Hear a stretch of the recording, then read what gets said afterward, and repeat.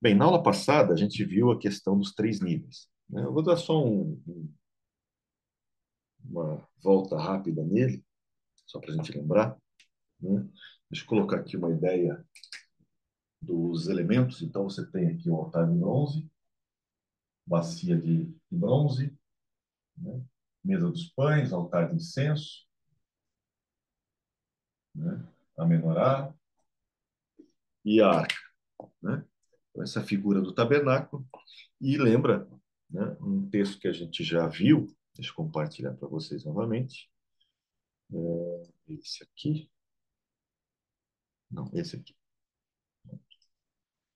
Eu acho que eu vou botar ele não, na outra janela, que tem mais espaço. Deixa eu abrir aqui. Vou botar uma janela separada.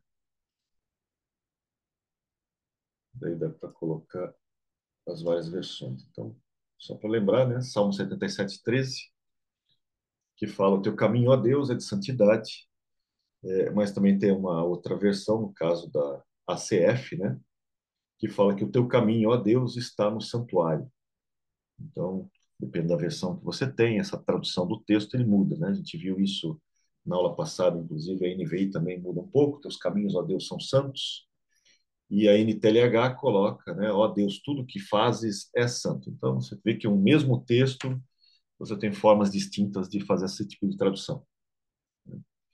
Então, eu estou usando, inclusive, esse texto para, né, consubstanciar essa nossa ideia do caminho para a maturidade, né, o caminho para a intimidade com o Senhor, né, considerando que a presença de Deus está aqui e considerando que nós somos esse tabernáculo hoje, né, que vai falar do corpo, da alma e do espírito, lembrando que o Espírito Santo está conosco aqui, né, depois que fomos transformados. E aí tem todas aquelas questões dos três níveis, né? Também fala da questão da criação, né? Primeiro céu, segundo céu, terceiro céu, né?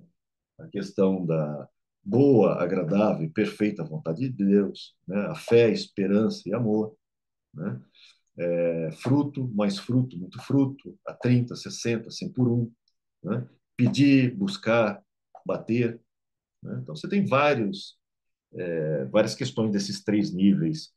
E o que nós estamos focando é essa questão da infância, né? A juventude e a maturidade,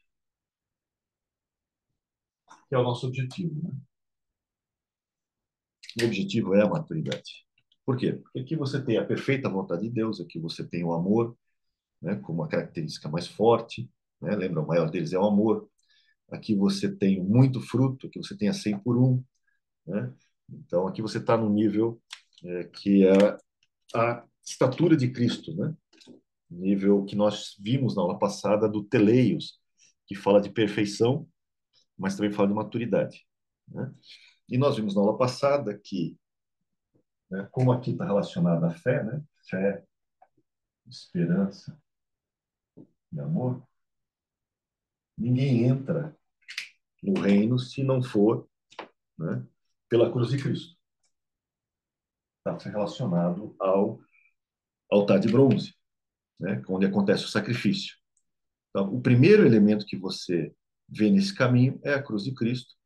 E ninguém entra no reino de Deus, ninguém se torna filho, né, como você agora foi transformado, se não for pela fé, né? Sem fé, não tem como você alcançar a graça. Lembra Efésios 2:8, né?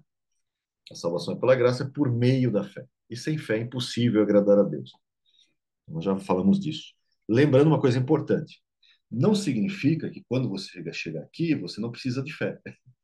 Na verdade, essas características elas vão se desenvolvendo junto, né? Não significa que quando você está aqui, você não tem amor, né? Você tem amor aqui também. Só não está com amor aperfeiçoado, mas você já ama, né? Por isso que a gente coloca essa questão da infância e compara muito com a vida cristã normal, né? Por exemplo, uma criança. Uma criança não ama como um pai ama, né? O seu filho não ama você como você ama ele. Né? Eu já ouvi isso quando era mais jovem, você talvez já tenha falado para o seu filho ou não, mas tem uma frase famosa que nós dizemos que é você só vai amar, entender amor de pai, ou você só vai entender amor de mãe no dia que você for pai ou no dia que você for mãe. Vocês já ouviram isso? Já viveram isso? Né? E descobriram que é verdade. Né? Descobriram que é verdade. Essa é uma questão real. Só que enquanto você está aqui na infância, você não tinha essa percepção. Você não sabe que o amor de mãe é o amor de pai. Você pode tentar, né, descrever, mas a criança não vai alcançar. Mesmo o adolescente não vai alcançar. Né? E muitas vezes, nem na juventude ele vai alcançar. Realmente só quando ele se tornar maduro. Né? Seguindo a ordem natural das coisas, quando ele se torna maduro o suficiente para constituir uma família e, obviamente, ter filhos. E aí ele vai descobrir aquilo que ele ouviu aqui na infância. Então, são formas distintas de você mostrar essa questão do amor. Não quer dizer que a criança não ame o pai e a mãe. Claro que ama, mas não com esse mesmo tipo de amor aqui. Entendeu? É nesse sentido que eu quero falar. Então, é, é como se essa característica da fé fosse a característica primária nessa fase aqui. Né? Não quer dizer que quando você alcançar a maturidade e amar como Deus ama, né, você deixou a fé lá para trás. Não. Isso aqui vai se solidificando, se sedimentando. Na verdade, entra naquilo que eu já conversei com vocês, que a fé, quando amadurece, se torna confiança. Lembra? Nós conversamos sobre isso. Né? O que que é a fé amadurecida? A fé amadurecida fala da confiança, você confiar. Né? Então, quando você já teve experiências tais que você agora já nem precisa, digamos, ver o invisível, você confia simplesmente. Né? Então, tem todo esse processo. Tudo bem até aí? Tudo bem? Muito bem. Então, seguindo o nosso processo, seguindo esse caminho, o próximo elemento que a gente vai falar é a bacia. Tá? E só relembrando o que eu já falei para vocês, a bacia, né, é uma bacia de bronze. Depois que a gente falar da bacia, eu vou falar um pouco do material do bronze, né, que o bronze, por isso que tudo que está no pátio, tudo é bronze aqui. Tá? Tem um motivo para isso, não é por acaso. Assim como quando você entra aqui, já os elementos são de ouro, né? É um pouco diferenciado. Também tem motivos para isso. Né? O dia que a gente for estudar o tabernáculo com mais detalhes, também a gente vai rever um pouco disso e ver um pouco mais profundo também esses significados. Mas o fato é que essa bacia é uma bacia de bronze que tem água. E o objetivo dela, justamente, né, é para se lavar.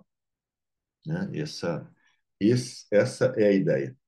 E lá em Êxodo 30, deixa eu mostrar para vocês. Né? Deixa eu abrir aqui para compartilhar. Êxodo 30 tem várias coisas. Né? Vai falar do altar de incenso, por exemplo, vai falar do pagamento de resgate, né? Vai falar da bacia de bronze. E na bacia de bronze, Deus fala o seguinte, tá? Êxodo 30, versículos. Eu vou pegar do 18 em diante, né? Que aqui é disse mais o Senhor a Moisés. Farás também uma bacia de bronze, né, com seu suporte de bronze para lavar. Pô-la-ás entre a tenda da congregação e o altar, e deitarás água nela, você vai encher de água, né? Nela, Arão e seus filhos lavarão as mãos e os pés. Quando entrarem na tenda da congregação, lavar-se-ão com água, para que não morram. Ou quando se chegarem ao altar para ministrar, para acender a oferta queimada ao Senhor. Lavarão, pois, as mãos e os pés para que não morram. E isto lhe será por estatuto perpétuo, a ele e a sua posteridade através das suas gerações. Depois você vai ter o óleo para ungir. Lembra que esses utensílios, nenhum deles é santo por definição. Ou seja, quando o Bezalel terminou de fazer a arca da aliança, né, a famosa arca com a tampa do propiciatório, ela não era, por definição, santa. Ela, para ser usada, ela tinha que ser santificada. Assim, todos os objetos foram consagrados com um óleo específico. Tem um óleo aqui, forma como ele é feito e tal. E você vai ver, ó, com esse óleo é ungido a tenda da congregação, a arca, a mesa, os utensílios, candelabro, altar de incenso, altar de holocausto, bacia, tudo. E aí, depois de ungido, é que essas coisas se tornam santas. Não somente santas, se tornam santíssimas. Tá? Deixa eu botar aqui o 29, só para você ver, no hebraico. Tá? Ó, Kodesh Kadashim. Tá vendo? Santo Santíssimo. Ou seja, todos os objetos que a gente acabou de citar, todos eles, depois de ungidos, são considerados o quê? Né? Santíssimos. Vale lembrar que não é porque o altar de bronze está no pátio que ele não é santíssimo. Não é só o objeto que está aqui dentro que é considerado santíssimo. Leia o texto.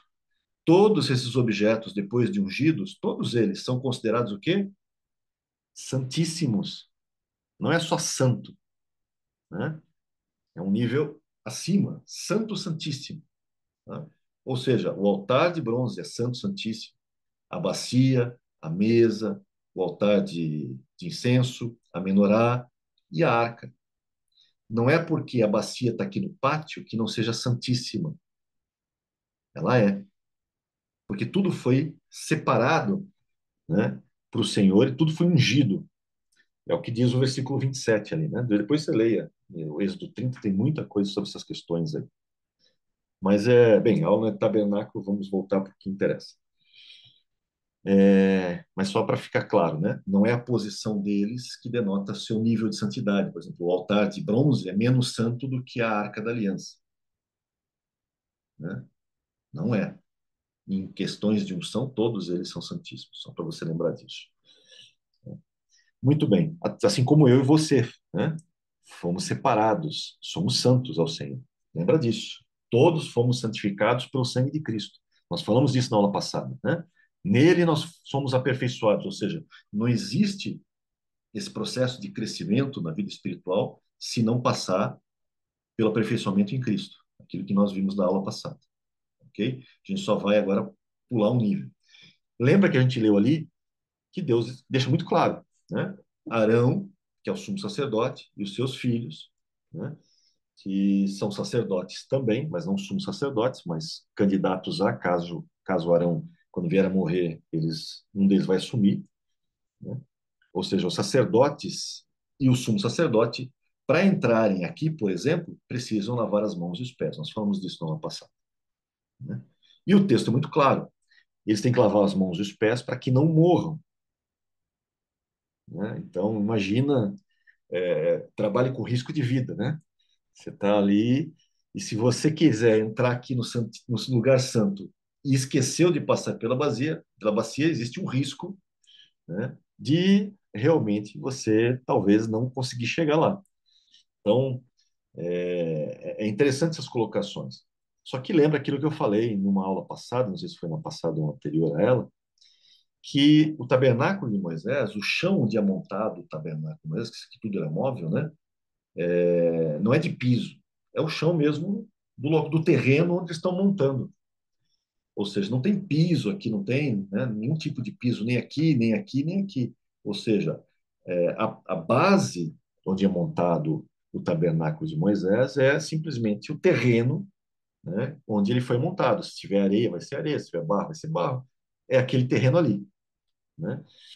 Então, você percebe o seguinte, ele vai lavar as mãos e os pés, mas não é porque ele vai limpar o pé aqui e aqui o pé vai continuar limpo. Porque quando ele pisar aqui, ainda vai ter o quê? Terreno, vai ter chão.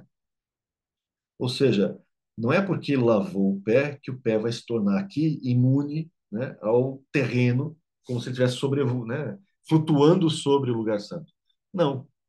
O que denota que, na verdade, o que vale aqui é o princípio. Deus não está preocupado se o pé dele aqui estava sujo e o pé dele aqui vai ficar limpo. Não é essa a preocupação. Por quê? Porque a gente sabe, inclusive, se lavar o pé aqui direitinho, o pé ainda meio molhado, na verdade vai pegar ainda mais partículas de sujeira aqui do que um pé seco, não é verdade? Né? Então, fica evidente que Deus não está preocupado com a questão do pé dele estar limpo ou sujo do terreno onde ele está andando. Então fica evidente que, na verdade, o que Deus está colocando ali é que o rito tem um princípio por detrás. E o princípio é o seguinte: para você poder subir de nível simbolicamente, né?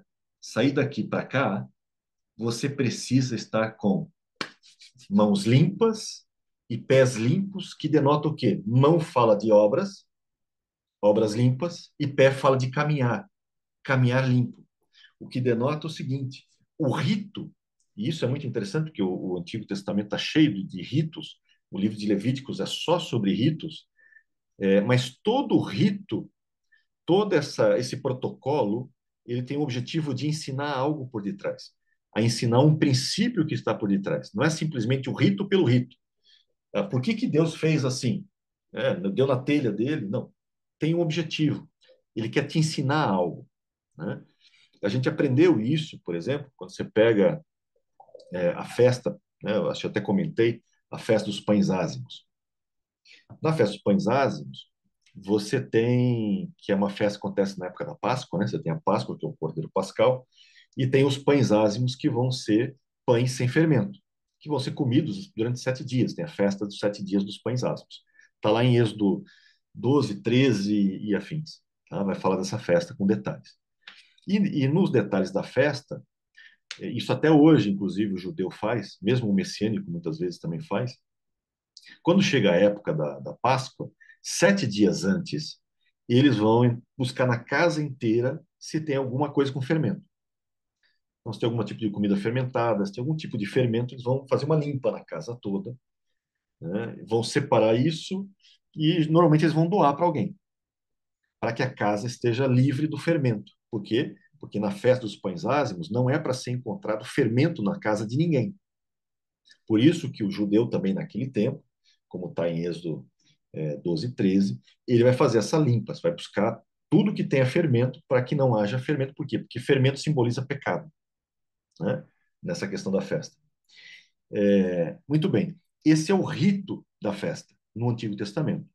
E a gente sabe, né, pelo texto de Colossenses, a gente sabe pelo autor de Hebreus, que esses ritos todos são sombras de uma realidade superior, realidade maior, né? Cujo, no caso das festas, por exemplo, o cumprimento maior está em Cristo. Cristo é a essência de cada uma das festas. Cristo é o próprio Cordeiro Pascal, né? Cristo é o pão ázimo, o pão sem pecado, né? Cristo é a primícia na festa das primícias, por exemplo. Então você tem esse cumprimento em Cristo e, claro, todos os sentidos a mais neles que envolvem, inclusive, a igreja, envolve aspectos tanto da igreja no coletivo quanto de nós, né, templo do Espírito Santo no nível individual também. E Paulo vai falar lá em 1 Coríntios 5 que celebremos a festa dos ázimos. Só que Paulo ali vai dizer o seguinte: não é do ázimo da festa judaica no sentido como eles fazem, mas ele fala de tirar de nosso meio o pecado, ou seja, eu não estou buscando na minha casa, eu estou buscando tirar o pecado, no caso de Paulo, ali, 1 Coríntios 5 diretamente ele está falando de uma pessoa que estava dormindo com a madrasta tal, e ele está querendo que essa pessoa seja tirada do meio, porque ela está pecando e pode contaminar os outros. Então, tira do meio da igreja esse indivíduo, tanto que ele entrega para Satanás, né? Felizmente, esse indivíduo, depois a gente sabe pela outra carta de Paulo que ele vai se arrepender e vai ser trazido de volta ao lugar.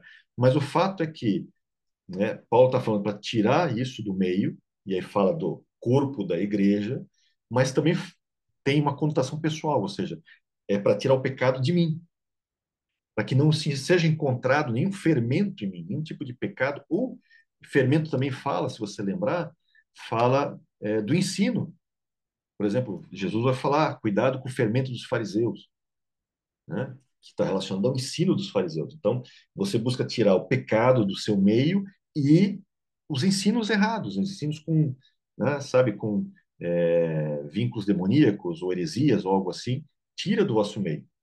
Ou seja, Paulo não está dizendo o seguinte: vai na tua casa, busca tudo que tem alimento com fermento e tira.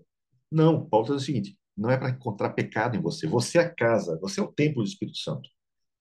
não é para haver pecado em você, não é para haver heresias ou ensinos duvidosos em você, e nem no corpo da igreja, no seio da igreja.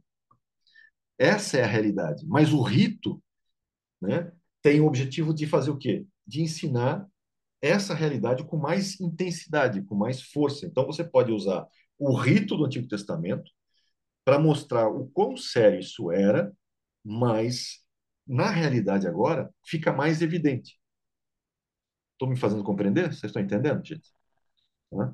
E isso você vai encontrar direto, não só nas festas, nos holocaustos, em tudo que é lugar, né? Inclusive nessa questão que eu acabei de citar. Né? Muito bem. O Alexandre levantou a mão antes de eu continuar. Pergunta, Alexandre.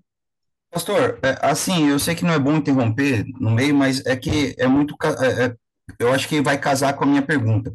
Esse rito da lavagem dos pés tem a ver com o rito que Jesus fez aos apóstolos quando lavou os pés deles também? Ou seja, eu sou a Tem. água purificadora para que vocês possam se tornar ou chegar no lugar no Santo dos Santos? Teria Tem. alguma coisa a ver ou não? Tem a ver porque é o seguinte, vou explicar. É, na antiga aliança, você tem uma questão ainda muito vinculada às obras, certo? Fazer para ter, ou para ser, ou para, né, acontecer. E você tinha que fazer obras de justiça, tal. Então você tinha que fazer obras justas e caminhar de forma justa, né? Caminhar santo. O problema é que por mais obras de justiça você faça, você não vai conseguir a sua salvação por meio de obras, né? Efésios 2:8 deixa claro, a salvação, né, pela graça por meio da fé e não por obras, né? Então, a questão das obras para salvação, você nunca vai conseguir realizá-las. Por isso que Jesus realiza no nosso lugar. Ele realizou a obra que nos traz a salvação, a obra de justiça necessária. Ele cumpre a lei, né, para que possa trazer para nós essas vestes de justiça. Então, simbolicamente, é como se Jesus estivesse dizendo o seguinte: eu não vou lavar a mão de vocês, porque a obra vocês não vão conseguir fazer. Quem vai fazer sou eu. Mas isso não tira de vocês, na nova aliança, a necessidade do caminhar correto, de caminhar de forma santa. Porque o problema da salvação, de obras para a salvação, Jesus resolve. Mas o caminhar de forma santa ainda é necessário que eu o faça. Né? Então, como se mostrasse essa questão da nova aliança em paralelo com a antiga aliança, sabe? É algo assim muito similar, tá bom? Eu não sei, acho que o Dylan esqueceu aberto o microfone. Deixa eu parar aqui. Ficou claro, Alexandre? Dúvidas aí? Perfeito? Muito Pastor, bem. Perfeita Pode falar, colocação, Flávio. pastor. Obrigado. em cima dessa resposta, é por isso que ele fala, responde para Pedro, basta lavar os pés? Sim, Se você já basta tomou banho, lavar né? os Ele fala pés. assim. Sim, porque a obra de justiça para alcançar salvação, nenhum de nós fez. Quem fez por nós foi Cristo. Não, não quer dizer que nós não façamos boas obras, lembra? Nós vamos agora andar nas boas obras. A gente já falou disso numa outra aula, né? A salvação não está vinculada às obras, mas as boas obras vão ser evidência, né, de uma fé verdadeira. A gente já falou quando falou sobre a fé, comparando com o Tiago, né? Tá? Mas para a salvação, não há obra nenhuma que você possa fazer para alcançá-la. Jesus é que fez por nós. Né? Só que agora, na nova aliança, você espera-se que você caminhe de forma pura. E caminhar de forma pura fala de santidade, ok? Fala de santidade. Andar, né, de forma santa, né? Você ter uma postura santa, de acordo com o que você foi santificado. Porque lembra, você foi santificado e agora espera-se que você ande, né, dessa mesma maneira. E aí entra essa questão da santidade.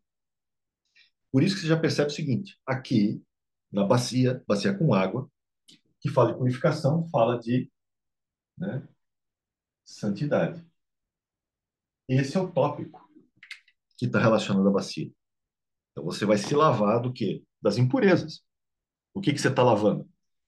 Tirando de você as impurezas que, né, te impedem de caminhar da forma correta. Por isso que você precisa da água da palavra, né? Ou da água do Espírito Santo, para que você possa efetivamente conseguir se limpar disso, andar de uma forma pura, né? Então, é o lavar, né, que você tem dos pecados, inclusive, também. É um simbolismo que você tem relacionado a isso. Muito bem. Isso já diz o seguinte: sem santidade, ninguém chega à maturidade. Não dá para você ser maduro, mas não ter uma vida santa. Ou pelo menos não buscar ter uma vida santa. É necessário buscar santidade. E como é que eu aperfeiçoo a santidade, né? Porque aqui nós fomos aperfeiçoados por meio do que Cristo fez na cruz. Então, como é que eu vou aperfeiçoar a minha santidade? E aí entra um texto famoso, que eu vou vincular a isso, eu vou hoje mostrar ele e vou voltar a ele mais tarde, que é 2 Coríntios, capítulo 7, né? Que fala o seguinte: tendo, pois, ó amados, tais promessas, purifiquemo-nos.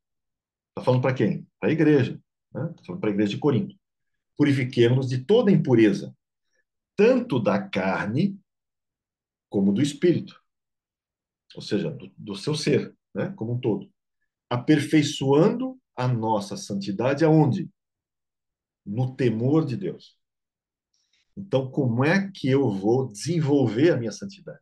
Como é que eu consigo aperfeiçoar? Lembrando que o termo aperfeiçoar aqui, ó, né, fala de completar, tá vendo? Completar, realizar, né, executar, né, dar um fim para si mesmo, né? Então, e lembra que esse termo ele está relacionado, inclusive, à parte de teleio também, que fala de perfeição.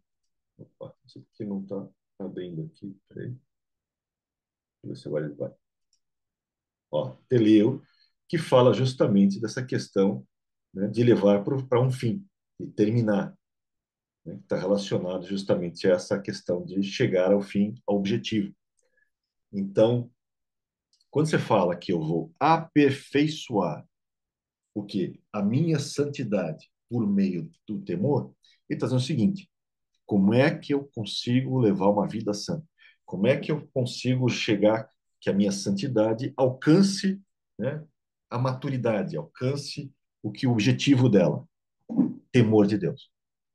Temor de Deus é o meu instrumento para você aperfeiçoar a sua santidade. E aí vem a grande questão: o que é o temor de Deus?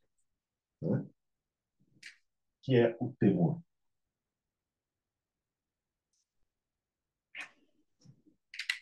O que é temor, gente? Vamos lá. Vamos fazer uma brincadeira, até porque eu quero ver se as minhas pesquisas estão corretas ou não. Não se Esse preocupe, temor, não tem prova. esse Oi? temor seria relacionado a medo ou seria relacionado a respeito? Ok. Temos duas possibilidades. O Vai que que você depender daí acha? do nível, eu acho que vai depender do nível da fé que nós tivermos. Que nós tivermos ali na infância, nós tememos, o temor vai ser relacionado a medo. A partir do momento que a gente chega na maturidade, esse temor ele se torna respeito. Um exemplo, eu respeito meu pai, eu temo meu pai, mas por respeito a ele, e não mais como criança anteriormente, a qual eu tinha medo por ele poder me corrigir do que eu fizesse de errado. Seria mais ou menos isso? Ou não? Isso aí. Vamos olhar o que o termo diz no grego, já que a gente estava ali no grego. Tá? Então vamos lá. Deixa eu voltar para a minha janela aqui. Né? Então, aperfeiçoa a nossa santidade no temor de Deus. Então, vamos pegar aqui temor, palavrinha bem conhecida, phobos. Né? Vamos pegar o léxico dela. Phobos fala de quê? Medo, temor, terror, mas também fala de reverência. Né? Então, dá para a gente fazer uma brincadeira. Temor é uma moeda com dupla face. Ela pode ser reverência, né? Reverência, honra, mas também ela pode ser medo, terror. Ela tem essas duas características. É uma moeda de dupla face. E aí a gente vai começar a discutir algumas coisas antes da gente chegar na profundidade disso. Se você buscar, hoje em dia, a maioria dos livros sobre temor de Deus, a esmagadora maioria vai focar só nesse ponto aqui. A esmagadora maioria vai focar só nesse ponto aqui. Vai descaracterizar essa questão do medo, né? E o texto mais famoso para fazer isso, 1 João 4,18, que o verdadeiro amor lança fora o medo, né? Então o perfeito amor lança fora o medo. E eu vou fazer uma abordagem e não vou esquecer desse versículo. Eu vou manter esse versículo sempre em vias. Depois vou fazer o paralelo dele. Mas hoje em dia, nos tempos atuais, a esmagadora maioria vai falar só disso aqui: reverência ou honra, né? Como vamos colocar. O problema é que se você volta no passado, volta nos pais da igreja, por exemplo, né, volta em textos do passado, você vai descobrir que sempre se falava do temor de Deus, sempre se aplicava essa dupla referência, tanto na questão de medo quanto na questão de reverência.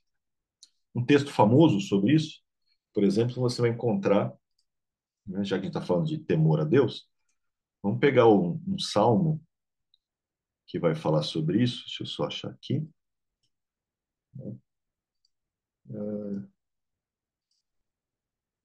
O Salmo 130, versículo 4, que fala o seguinte: contigo, porém, está o perdão. Contigo quem? Com Deus, né? Contigo, porém, está o perdão para que te temam.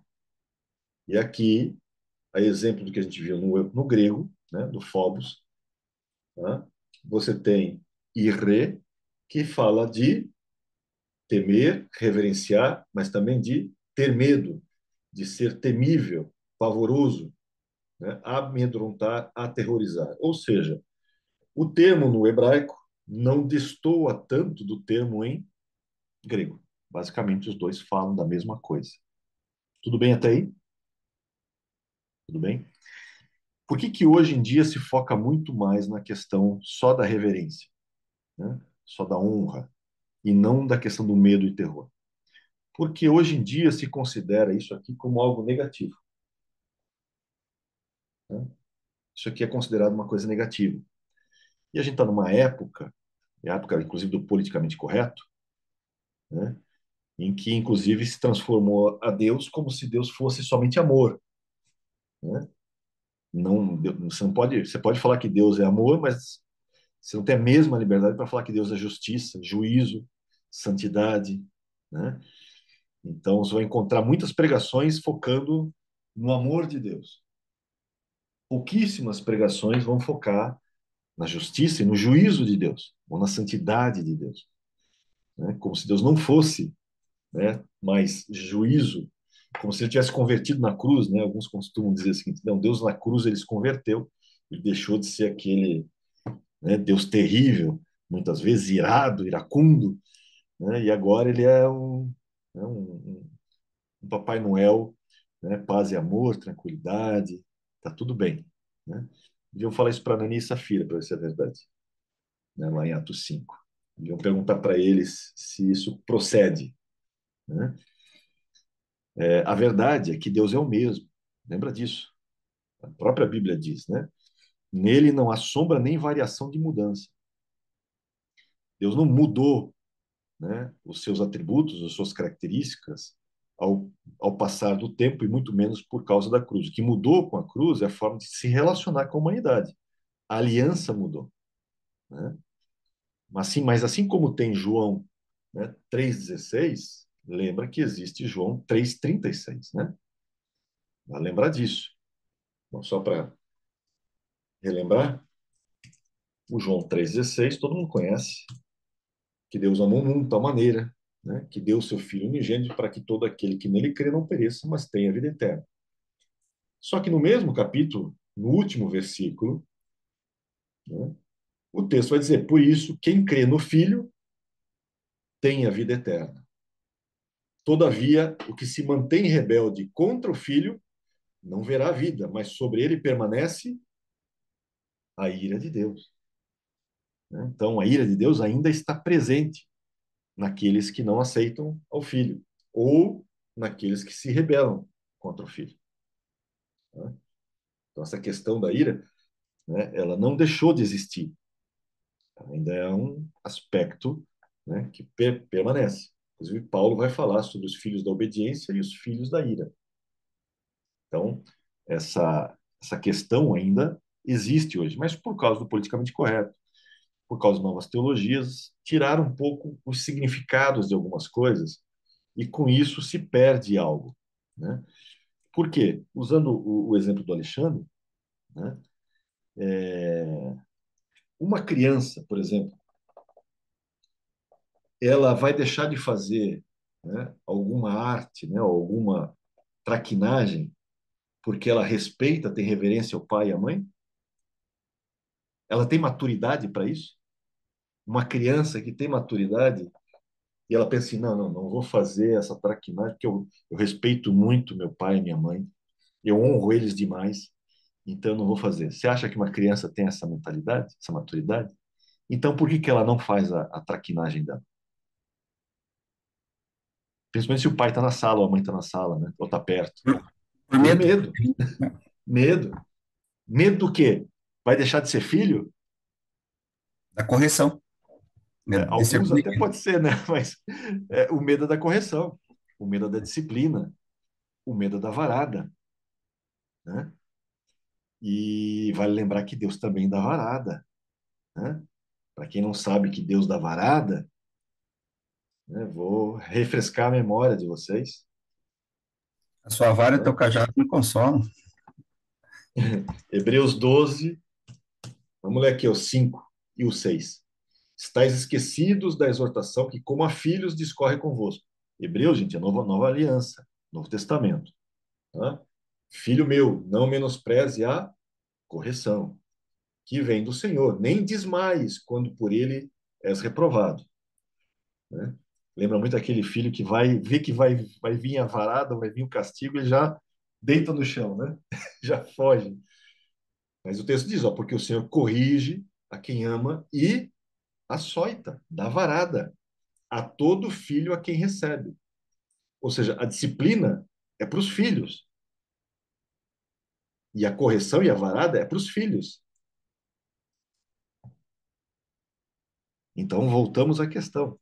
Você espera de pessoas que estão aqui na infância que eles tenham reverência e honra? Ou você acha que eles vão ter?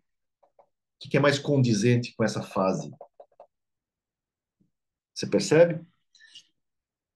Então, essa dubiedade, ela ainda existe, mesmo já existia no Antigo e no Novo Testamento, seja pelos termos usados.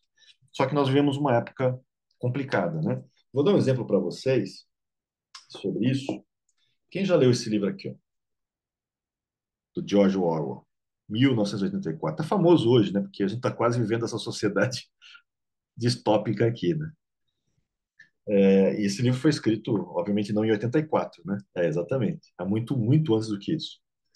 E tem uma parte interessante do livro, que aqui no meu caso, nessa minha edição no final, que ele vai falar do seguinte, né? Ele chama aqui de os princípios, nessa minha versão, está os princípios da nova fala. Em algumas versões, talvez, deva estar os princípios da nova língua. Aí depende de uma questão de tradução, tá? Que está relacionado justamente a mudar a forma como certas palavras, né, têm sentido ou impedir que certas palavras sejam usadas para que você consiga manter, digamos assim, essa sociedade debaixo, né, do controle.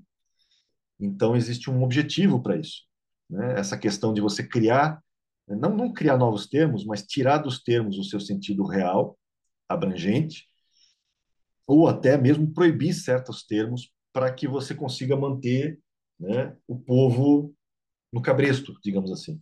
Então eu vou ler, inclusive, até para mostrar para vocês, e vocês vão ver um pouco do que a gente vive, porque isso também está relacionado com a teologia de hoje. A teologia de hoje tem tirado, né, de vários termos das escrituras o seu verdadeiro significado. E alguns estão até buscando ressignificar, mas não no sentido de ressignificar porque a sociedade mudou ou melhorou, ou por questões modernas. Não, é por questões de leniência com o pecado até. Né? Quem não lembra, há um tempo atrás, quando foi falado sobre precisamos atualizar a Bíblia, lembra? Mas não era porque a Bíblia tinha que ser, né, digamos, colocada no ambiente da sociedade moderna atual. Não, é porque queriam tirar certos textos para serem mais para a Bíblia ser mais inclusiva, né? Teologia inclusiva que eu diga. E me lembra muito isso aqui. Então eu vou ler e você vai, né, lembrar um pouco. Então, no livro aqui diz assim, ó, o propósito da nova fala não era apenas prover um meio de expressão para a visão de mundo e os hábitos mentais próprios dos devotos, no caso do livro, né, do socialismo inglês, mas fazer com que todos os outros modos de pensamento se tornassem possíveis. Ou seja, o objetivo é você descaracterizar de forma tal certos termos para que não se possa mais construir um nível de pensamento elaborado de uma forma mais abrangente. E a gente sabe disso. A Bíblia são palavras, palavras que têm poder, mas é um composto de palavras. Só que essas palavras têm significado, né? Elas estão expressando um pensamento. Claro, existem tipos de pensamentos que você não consegue expressar. A gente acabou de ler João 3,16 aqui, né? Porque Deus amou o mundo de tal maneira. Ou seja, não há vocabulário que consiga expressar esse amor de Deus. Você pode botar ali, né, os ismos todos, íssimo, ístimo, né, amor gigante, maravilhoso. Você pode botar vários adjetivos, você não vai conseguir expressar. Por quê? Porque o vocabulário para isso é pobre. Porque o amor de Deus, ele explode com todos os conceitos do vocabulário. Mas é algo que você pode, às vezes, até sentir, né? Lembra que nós somos instados a alcançar a estatura de Cristo, a amar como Deus ama. João 15. Só lembrar de João 15. Esse é o objetivo. Esse é o objetivo para chegar à maturidade, né? Não é mais amar o próximo como a si mesmo, mas amar como Deus ama. Então, é um amor que você pode aprender, né, no processo. Só que aqui você tem o quê? Uma desconstrução de termos para que não tenha mais como expressar certos pensamentos. Então, é como se eu fizesse na teologia, por exemplo, eu tirar certas questões, eu vou descaracterizar de tal maneira que eu nunca mais vou conseguir pregar sobre um determinado pecado. Por quê? Porque descaracterizei completamente o conceito daquele pecado. Não é mais pecado, deixou de ser porque o vocabulário empobreceu, né? É esse sentido que ele está colocando. Aí ele fala assim: a intenção era que, quando a nova fala fosse adotada de uma vez por todas, a velha fala fosse esquecida, né? E fosse tudo um pensamento herético, ou seja, um pensamento divergente dos princípios do socialismo inglês, que é o caso do livro, e fosse literalmente impensável, pelo menos enquanto um pensamento fosse dependente de palavras. Ou seja, seu vocabulário era construído a fim de obter de forma exata e frequente expressões muito sutis para que qualquer significado que um membro do partido pudesse desejar expressar, ao mesmo tempo fosse excluindo todos os outros significados e também a possibilidade de chegar a ele por métodos indiretos. Isso era, em parte, feito pela invenção de novas palavras, mas notoriamente pela eliminação de palavras indesejadas, né? Parece que pecado é uma palavra indesejada em muitos púlpitos hoje. Inferno também parece uma palavra bastante indesejada em vários lugares hoje, né? Palavras indesejadas e despindo tais palavras dos seus significados heterodoxos, se possível, de todos quais fossem significados secundários existentes. Aí ele dá um exemplo. Olha como é o exemplo que ele vai dar. Um simples exemplo. A palavra livre. Ela ainda existia na nova fala, mas só poderia ser usada em declarações como: esse cachorro está livre de piolhos, ou esse campo está livre de ervas daninhas, né? Ela não poderia ser usada no seu antigo significado, como em politicamente livre, que não existe mais politicamente livre no livro, né? ou intelectualmente livre, porque não existe mais liberdade de pensamento nessa sociedade do livro, né? Uma vez que a liberdade política e intelectual não mais existiam, nem mesmo como conceitos, e por consequente eram de necessidade anônima. Então, bem distante da supressão de palavras definidamente heréticas, né, a redução do vocabulário era considerada como um fim em si, e nenhuma palavra poderia ser dispensada com o que era permitido permanecer. A nova fala foi desenhada não para estender, mas para diminuir o alcance do pensamento. E o seu propósito era, indiretamente, assistido pelo corte ao mínimo da escolha de palavras. Então, eu sei que, obviamente, isso é um livro, né, antigo, mas a gente já está vendo isso acontecer nos dias de hoje, né? Já existem palavras que você não pode falar, ou escrever, ou citar, né? Que o diga YouTube, por exemplo. Tem palavras que se eu, ou frases que eu construí aqui no YouTube, este vídeo está contra as políticas, né, da nossa comunidade. Seu vídeo será deletado. Ou se você fizer um post, dependendo do que você escrever, o seu post foi excluído, né? Por quê? Porque nós temos já uma censura. Apesar de existir, entre aspas, a liberdade de expressão, ela, ela só existe, por enquanto, no pensamento passado. Ela não existe mais de fato. Você não consegue mais se expressar nas mídias sociais. Às vezes você tem até que tentar criar novas formas de expressá-las. E na teologia já está acontecendo em alguns lugares a mesma coisa. É aquilo que eu falei, você não pode falar de certos atributos de Deus porque parece que ofende as pessoas, principalmente aqueles que estão relacionados à santidade e ao temor, né? Como atributos da ira de Deus, ou do juízo, ou da santidade, ou da justiça. Você pode falar muito do amor, da bondade, da misericórdia, da graça. Isso aí, ninguém vai te incomodar. Eles podem, inclusive, até mudar o sentido da graça, né? Para levar a uma graça libertina, como Judas, né? Faziam isso na época de Judas, já atrás, lá no primeiro século. Já estavam transformando o termo graça, na verdade, em libertinagem. E a gente está vendo isso voltar a acontecer nos dias atuais. Então, na teologia, você já tem esses problemas. Ou você já tem até ressignificados, né? Assim como expressões proibidas. Você não pode falar em alguns púlpitos, se você falar inferno, você não prega de novo tão cedo. Se você falar sobre o pecado, né, ou contra o pecado, você vai ter problemas também. E aí, mas é interessante porque o texto bíblico fala contra o pecado. Eu não vou ler todos agora, mas a gente vai ficar passando por alguns. Por que eu não posso falar no púlpito? Se Paulo podia falar em 2 Coríntios 6, do 14 ao 18, sobre isso, né? Então, você percebe o que nós estamos vivendo. Por quê? Porque muita gente acha, Johnny, é que o pecado, né? Como é que o pessoal coloca, você falar do pecado, ou falar dessas questões do inferno, tudo mais, isso gera muita dor. As pessoas são muito dodóis, elas vão sentir doloridas. O que me lembra mais um livro, né? Esse aqui é escrito na década de 30, 1932, ó, do Aldous Huxley, Admirável Mundo Novo, né? Ele faz meio que par com o 1984, mas numa outro tipo de sociedade, né? Aqui é uma sociedade vigiada, com esse tipo de controle que vocês conhecem. Esse aqui já vai falar de uma sociedade, né? Também futura, né? Porque foi escrito em 1932, mas observando uma sociedade futura. E o livro descreve uma sociedade onde o conforto material e o prazer físico, né, são proporcionados por uma droga chamada soma, né, e pelo sexo recreativo. E isso, para eles, é o bem mais precioso, ou seja, é uma sociedade extremamente hedonista, que vive pelo prazer. Então, uma sociedade distópica, cujo único objetivo é buscar o quê? Prazer. Prazer. Né? Isso lembra que nós temos visto, cadê? Né? Porque nossa sociedade é um misto dos dois hoje. Né? É só lembrar desse livro aqui, ó, Nação Dopamina. A dopamina, né, fala justamente sobre o quê? O prazer. E aqui não é um livro cristão, tá, gente? É um livro de uma psiquiatra da Universidade de Stanford. Né? Não é um livro que tem nenhum fim religioso no sentido dele, é puramente científico. E ela mesma detectou o seguinte: ó, porque o excesso de prazer está nos deixando infelizes e o que podemos fazer para mudar?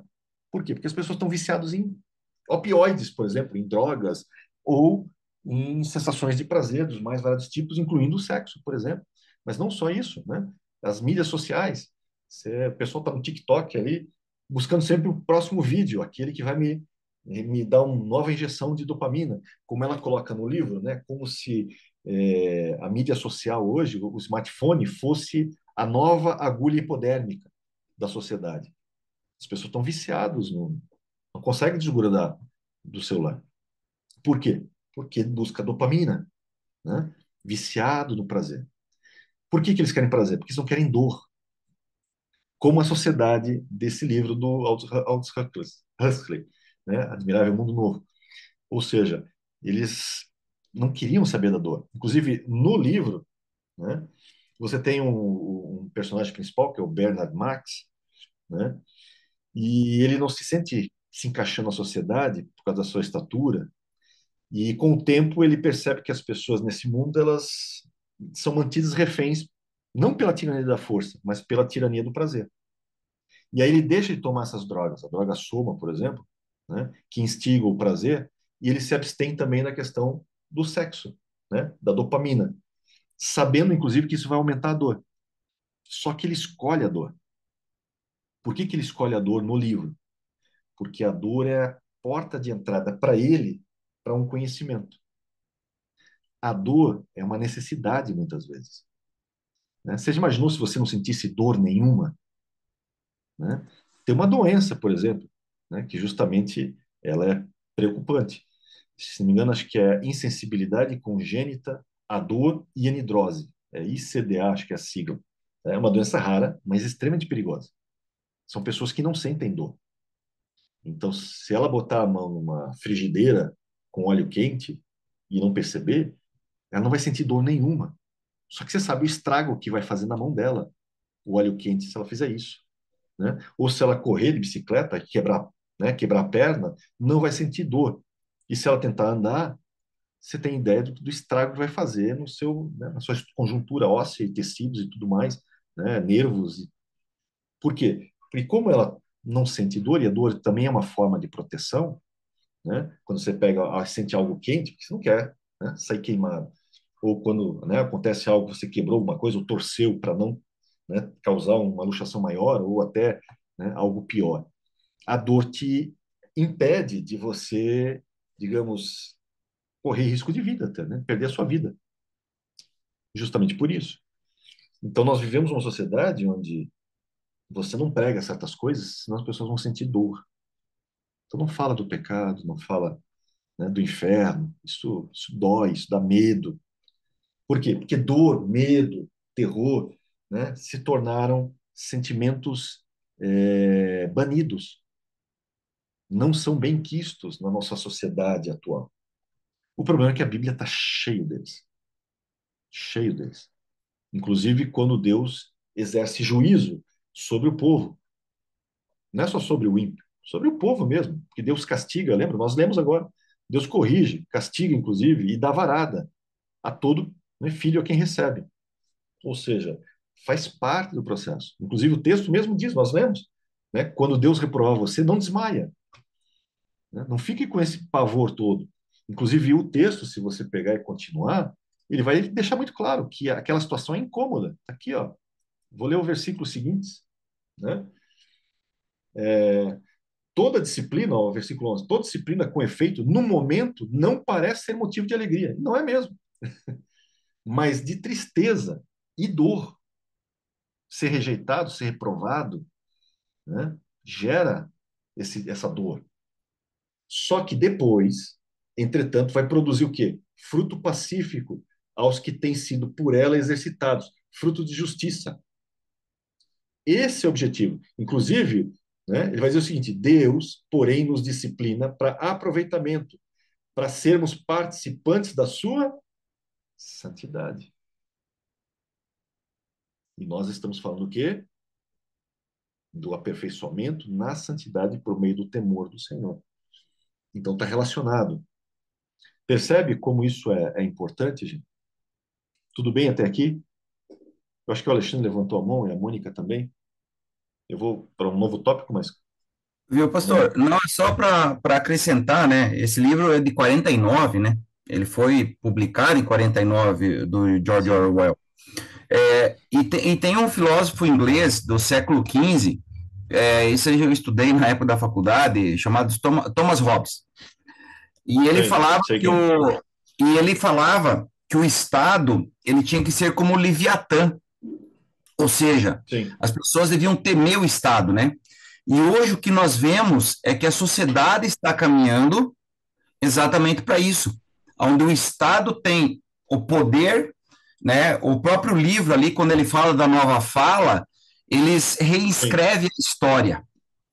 sim, Então, nós daqui digamos assim, daqui 100 anos, as novas gerações vão achar que o Holocausto, na realidade, não existiu, né? sim. Ele é uma Esse risco invenção, existe.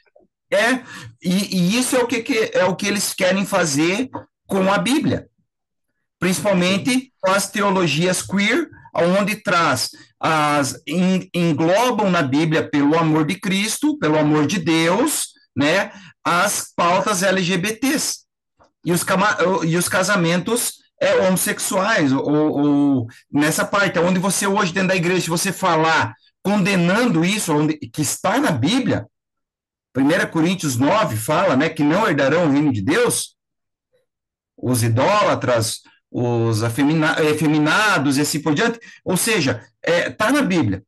Mas se você falar isso hoje em cima de um púlpito, você pode, vai ter problema, vai ter vai ter problema. problema.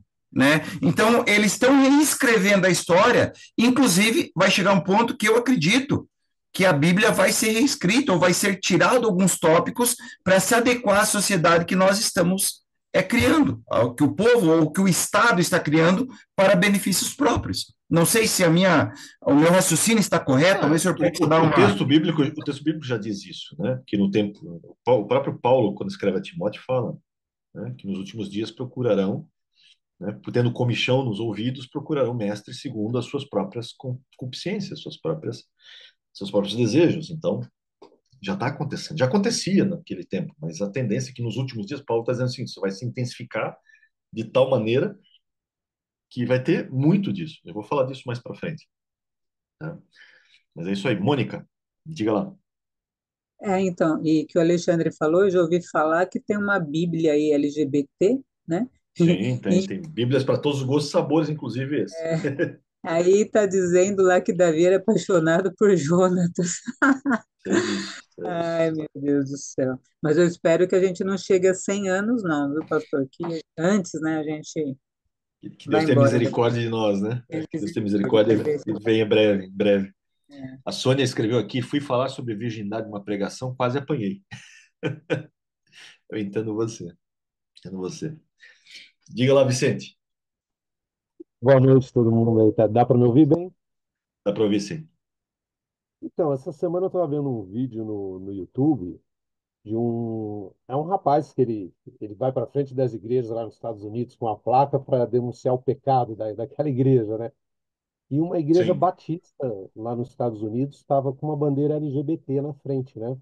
E ele foi lá questionar, e o pastor saiu para conversar com ele, e ele começou a questionar, e ele começou a falar os versículos bíblicos, e o pastor falou assim: Você é paulínio. E aí começou aquela discussão, e é um verdade. movimento que tem crescido lá nos Estados Unidos, e eu não sei, acho que o senhor pode Tem. explicar melhor se está crescendo no Brasil também, No Brasil de, também tem. Tem. de não aceitar as cartas de Paulo como se Paulo fosse uma pessoa Tem. irada, e é uma coisa assim, maluca mesmo. Tem um.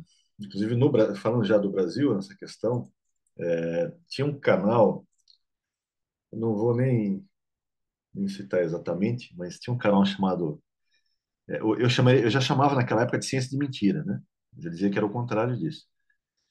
É um professor da USP e tal, e pegou muita gente num conceito que também é cheio de problemas relacionado à forma da Terra e tudo mais.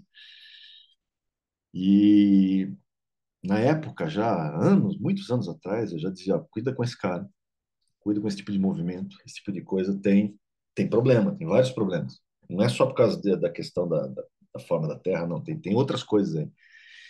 Porque eu conheço ciência e o cara mentia descaradamente, muitas vezes. Ou, né, ele suavizava certos, porque ele usava o hebraico também, né? E aí ele fazia certas interpretações do hebraico segundo a sua própria vontade. Ele não era honesto com o texto, aquilo que eu sempre costumo dizer. Você precisa ser honesto com o texto, né? E ele não era, mas cresceu muito, teve, sei lá, milhares de seguidores, ele tem centenas de milhares de seguidores. E ele foi só decaindo, sabe? De lá para cá. Aí começou a falar da lei, que tinha que seguir a lei, da circuncisão. E a última dele, agora recentemente, né? Ele falou que Paulo, por exemplo, estava endemoniado. A, a tese dele é que o espinho de Paulo é um demônio. E Paulo estava endemoniado. E os ensinos de Paulo são ensinos de demônios. Deus, meu. Ai, ai, ai. E começou a atacar Paulo de um jeito tal, né? Que, olha, sabe quando você vê, é o fim, acho que é o antessala para apostasia, o declínio completo, né? E é interessante porque nunca é devagar, gente. É um processo lento e gradual. Não se iluda. A heresia, ela não começa, geralmente, afrontando você de uma forma, como se fosse um outdoor gigante. Não, é quase como se fosse né, aqueles versículos de caixinha de promessa. Entrega um negocinho que mudou só uma letra, ou mudou só uma palavrinha ali. E não vem mudando muita coisa. E vai aos E pouquinhos, eu acho que né? essa pessoa que o pastor está falando, eu acho que é o mesmo. Esses dias ele estava dando uma entrevista, ele estava bem sumido. Ele realmente ele é um gênio, só que ele usou, eu acho que ele se perdeu, ele estudou tanto que a palavra matou ele. Eu prefiro acreditar que ele realmente é isso que você falou, mas eu já via questões de má. Sabe quando você tem pessoas mal intencionadas que querem, na verdade, aproveitar digamos assim, um tema para monetizar em cima dele? E para isso você não tem escrúpulos, nem com a verdade, apesar de você ter uma placa que diga que é verdade, né? E o que É mais isso. o que mais impressiona é a facilidade que ele tem de ludibriar as pessoas. Eu, Voltamos à eu, questão dos comichão nos ouvidos, né? Tem gente que eu quer, vi tem um público. debate, eu acho que é a mesma pessoa que o senhor está falando, começa com C e daí tem um F no meio ali. Não sei, acho que não. É, será que não? Se for quem eu estou pensando, ele também era um Não, professor da não, não. USP. Não, não era Ele não. tem um canal também muito grande no YouTube e também. É o professor Afonso, é isso. Pronto, já que já está citando os nomes, eu vou citar. Ah, É o então, não, professor eu Afonso. achei que o senhor estava falando do Caio Fábio. Não, não. Caio Fábio é outra história, né? Mas também tem questões relacionadas. Eu vou falar dessa questão, inclusive, mais para frente, com mais detalhes. Vou até exemplificar com uma questão bem famosa recente. Mas vamos voltar ao tópico agora, né? Já que a gente já chegou aqui.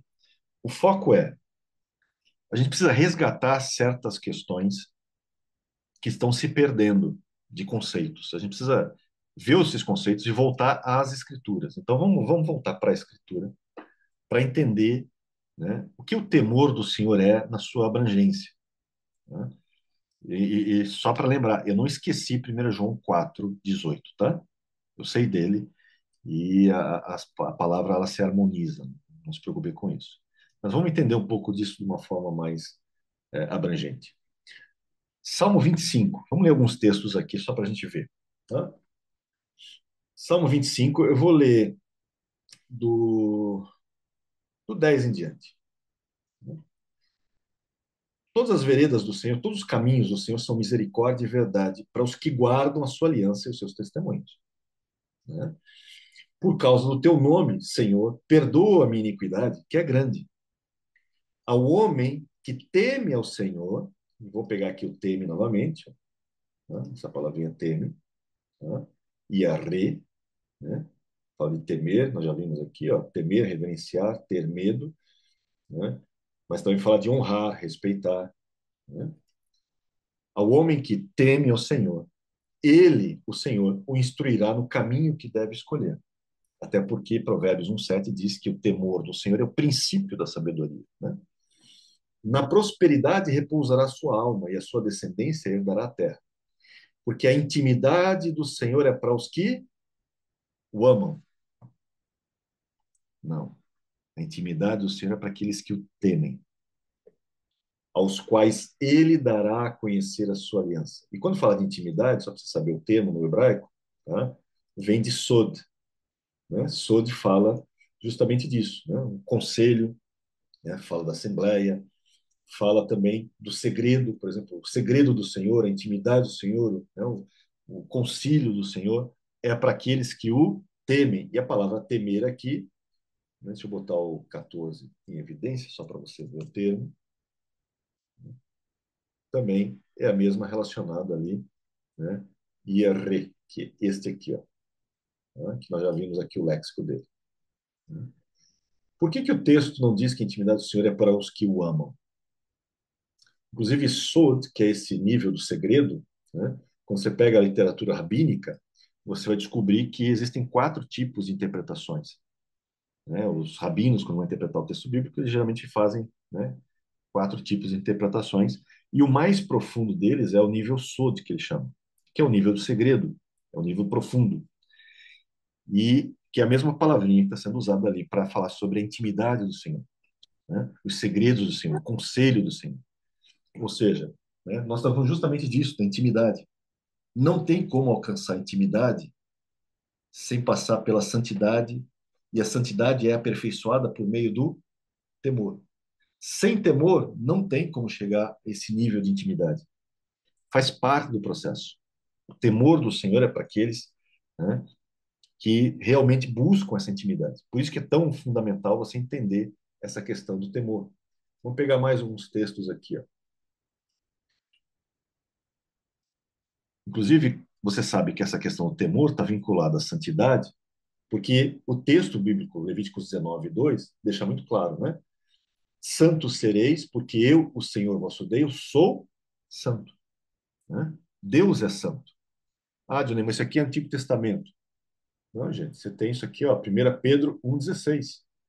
Porque está escrito, sede santos, porque eu sou santo. Né? Ele vai falar justamente isso.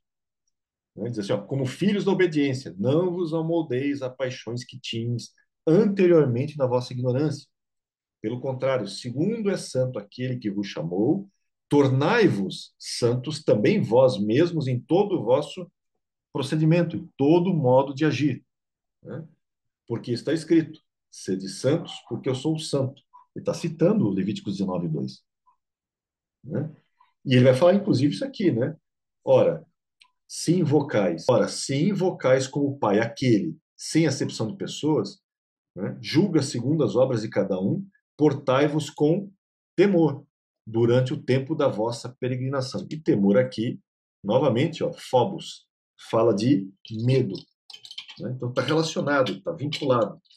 Vou só botar o meu fone aqui, que o Bluetooth deu um problema, senão não vou ouvir ninguém. Só botar. Vocês estão me ouvindo bem?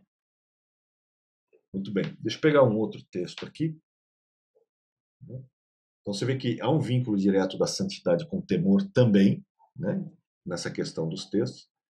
E vamos ver como é que certos personagens na história bíblica se comportaram, né, quando viram a glória de Deus ou quando estiveram né, presente nela, que é o caso de Êxodo 34. Né? Quando Moisés desce do Monte Sinai, tendo nas mãos as 2 tábuas do testemunho, sim, quando desceu do monte, não sabia Moisés que a pele do seu rosto resplandecia, depois de haver falado Deus, né, com ele. Olhando Arão e todos os filhos de Israel para Moisés, eis que resplandecia a pele do seu rosto e tiveram medo dele. Né? Quer ver um outro texto? Vamos pegar um texto famoso aqui. Ó. Gênesis 3:9, que nós já passamos por ele. Chamou o Senhor Deus ao homem e lhe perguntou, onde estás?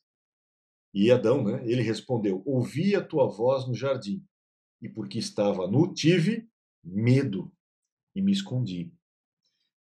Esse ter medo de Adão né? O termo aqui, mais uma vez, é o termo, né, Yahweh. É porque ele tem reverência? É por honra? Não, é por pavor. Porque Deus agora se tornou perigoso para Adão.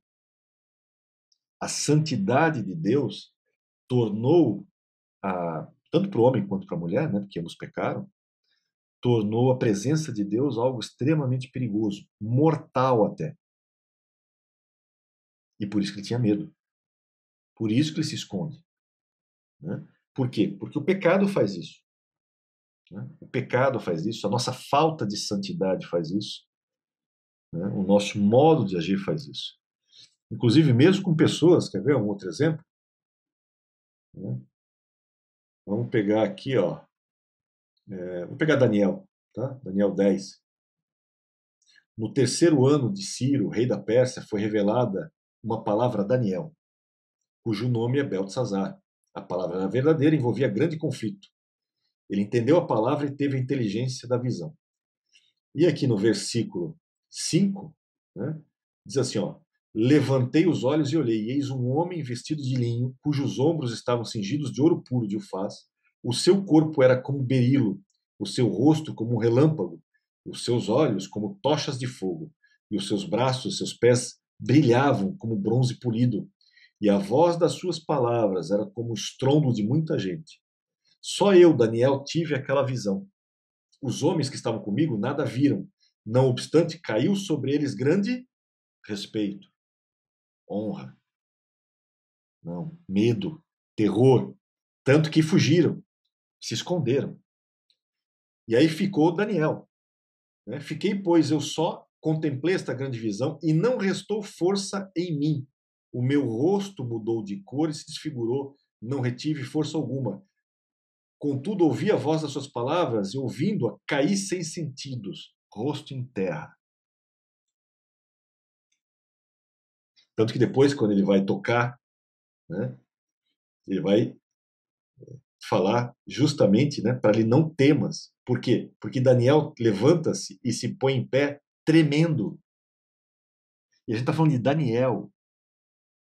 Quer ver um outro? Né? Eu vou citar por que Daniel é tão importante isso, mas vamos pegar Jó.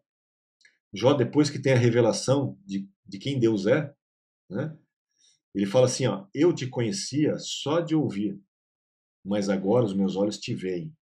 E porque os meus olhos te veem, eu me abomino e me arrependo no pó e na cinza. Você acha que ele se abomina e se arrepende no pó e na cinza porque por honra e respeito? Por medo. Por isso que é interessante quando você pega o texto de Ezequiel, né, e olha esses nomes, Ezequiel 14, quando Deus fala, né, quando vai lançar um juízo sobre uma terra, né, diz assim, ó, filho do homem, quando uma terra pecar contra mim, cometendo graves transgressões, vou estender a mão contra ela, vou tornar instável o sustento do pão, e enviarei contra ela fome, e eliminarei dela homens e animais. E ainda que estivessem no meio dela estes três homens, Noé, Daniel e Jó, eles, pela sua justiça, salvariam apenas a sua própria vida, diz o Senhor. Você está vendo aqui Jó e Daniel, que são, né, pessoas que o próprio texto e o próprio Deus coloca como pessoas que têm justiça, né, a ponto, inclusive, de serem livres, né, de juízo, caso venha juízo sobre uma terra. Só que eles, quando têm uma visão de Deus, né, eles simplesmente temem. Né? Deixa eu voltar aqui de novo, que eu acho que eu apertei o botão errado. Pronto. Vamos pegar agora outros exemplos, né, de homens de Deus, quando tem visão de Deus. Né? Vamos pegar aqui agora Jacó. Né? Jacó, lá em Gênesis 28. Despertado Jacó do seu sono, disse: na verdade, o Senhor está neste lugar, e eu não sabia. E temendo, disse: quão temível é este lugar! É a casa de Deus, a porta dos céus. Você acha que ele estava com medo ou ele estava com respeito e honra?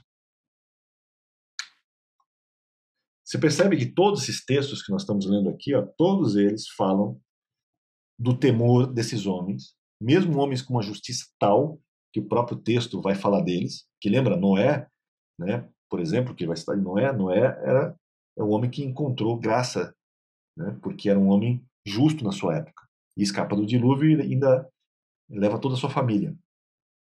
Daniel, homem muito amado, nós vimos no texto ali, né? O caso de Jó, o próprio texto lá em Jó capítulo 1 vai dizer que Jó era um homem reto, temente a Deus, íntegro, que se desviava do mal. Não tinha outro igual a ele na terra. Então são homens, digamos assim, piedosos, extremamente piedosos. Mas todos eles, quando tiveram uma visão de Deus, e Daniel, por exemplo, naquele caso lá, aquele homem que ele vê, não é Jesus, não é uma teofania de Cristo. É um anjo só. Não chega nem a ser Cristo, né? E todos tiveram medo. Aí você diz, não, Johnny, isso aí é no Antigo Testamento. Lembra? Deus ele se converteu na cruz agora, né? Virou um boa praça, um cara muito legal, né? Depois da cruz ele já é outro, né? Vamos ver então um exemplo de João, aquele, né, que colocava, né, a cabeça no peito de Jesus. Vamos ver como é que acontece quando ele encontra, né, Jesus. Ele bota assim, ó: Eu, João, irmão vosso e companheiro na tribulação, no reino e na perseverança em Jesus, achei-me na ilha chamada Patmos, por causa da palavra de Deus e do testemunho de Jesus. Achei-me em espírito no dia do Senhor, e ouvi por detrás de mim grande voz, como de trombeta, dizendo: O que vês, escreve em um livro e manda às 7 igrejas. Né? E aí voltei-me para ver quem falava comigo. E voltado, vi 7 candeeiros de ouro, e no meio dos candeeiros um semelhante ao Filho do Homem, com vestes talares, cingido à altura do peito, com uma cinta de ouro. Sua cabeça e cabelos eram brancos como a alva lã, como a neve. Os olhos como chama de fogo, e os pés semelhante ao bronze polido, como que refinado numa fornalha. E a voz como voz de muitas águas, que lembra muito o que Daniel viu, né? Só que não é o mesmo personagem. Né? Tinha na mão direita 7 estrelas, e da boca saía-lhe uma espada afiada de 2 gumes, e o seu rosto brilhava como o sol na sua força. Quando o vi, caía aos seus pés como morto. Mesma coisa que aconteceu com Daniel. Né? E aí ele põe a mão sobre mim e diz a mesma coisa que Daniel ouviu. Não reverencie, não tenha honra. Não tenha medo. Não tenha medo. Aqui é Novo Testamento. João, aquele João, íntimo, né? Que muitas vezes era um dos poucos que ficavam em certas situações quando Jesus separava os mais próximos. Então você vê que em todas essas situações você tem o quê? Uma conotação de temor associado ao medo. Muito bem. Então como é que fica, Dionei, essa questão de 1 João 4,18? Vamos ler o texto. Né? Deixa eu botar aqui 1 João 4,18. Deixa eu ver se o meu Bluetooth já voltou. Infelizmente, não. Enquanto não. Mas tudo bem. Deixa eu botar para cá e compartilhar mais uma vez. Então, ó, no amor não existe medo. E aqui medo, né, só para não ficar dúvida, né, é o termo phobos mesmo, tá? Ó, mesmo termo traduzido muitas vezes como temor. Tá? Deixa eu botar aqui de volta, phobos, né, estudo de palavra. Aqui, ó. Aparece várias vezes como medo, como temor, também é traduzido algumas vezes como respeito, mas também é traduzido como terror. Né? Então você vê que é um termo que tem essas duas conotações. Né? Terror, medo, reverência, né? Temor, então, muito traduzido como temor. Então, no amor não existe, aí você não pode fazer, né, um uso duplo, você não pode dizer assim, no amor não existe reverência, não existe honra. Claro que existe. Né? O amor honra, o amor respeita. Então não pode ser essa tradução. Então realmente está falando no amor não pode existir medo, terror. Né? Antes, O perfeito amor lança fora a reverência e a honra? Não, lança fora o medo, né? O terror. Ora, o medo produz tormento. Logo, aquele que teme não é aperfeiçoado no amor. Muito bem. Como é que você casa agora essas duas questões? Né? Como é que você consegue casar isso? Como é que você junta esses dois conceitos agora num conceito só? Né? Como é que você harmoniza essa questão? Tem muito a ver com o que o Alexandre colocou. Eu vou ter que tirar o som aqui, já que não voltou ainda meu Bluetooth. Deixa eu só se eu consigo recuperar o meu Bluetooth. Deixa eu dar uma forçada nele, ver se ele volta. Às vezes é só uma pane momentânea. Depois eu vejo. Tá? Deixa eu botar um exemplo, então. Aquilo que o próprio Alexandre tinha comentado. Né? A ideia é que quando você está na infância, né? Você está na infância, você tem algo assim. Na infância, o medo é gigante e o respeito é pequenino. Então, o que caracteriza a infância é um profundo sentido de medo, muito mais do que respeito. E na maturidade, você vai ter o inverso. Tá, deixa eu pegar esse aqui.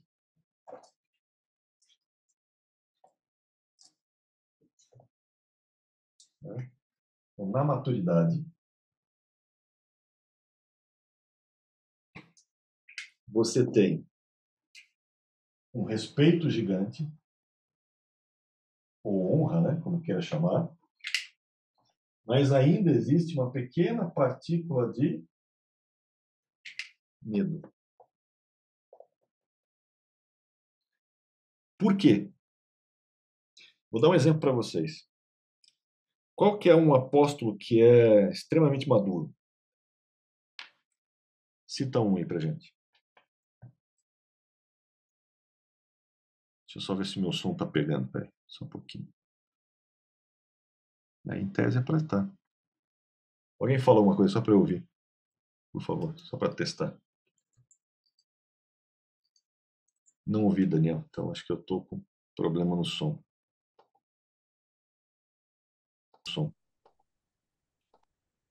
Alguém pode falar de novo? Tudo bem por Para aqui? mim está muito bom, pastor. Agora eu ouvi. Por aqui Beleza. está perfeito, eu consigo ouvir bem. Beleza. Muito bem. Paulo é o nosso modelo, né? É um exemplo de maturidade. Tá? Vamos ver o que Paulo escreve? Deixa eu botar algumas coisas de Paulo. Nós conhecemos, por exemplo, deixa eu botar aqui, Deu. Atos 9. Tá? Vou botar um pouquinho de Paulo para a gente poder entender o que Paulo passou. Atos 9 é a conversão de Paulo. Né? E aqui fica claro que, né, seguindo eles pela estrada, ao aproximar-se de Damasco, subitamente uma luz do céu brilhou ao seu redor e caindo por terra, não caiu do cavalo, como alguns dizem, né? Ele cai por terra.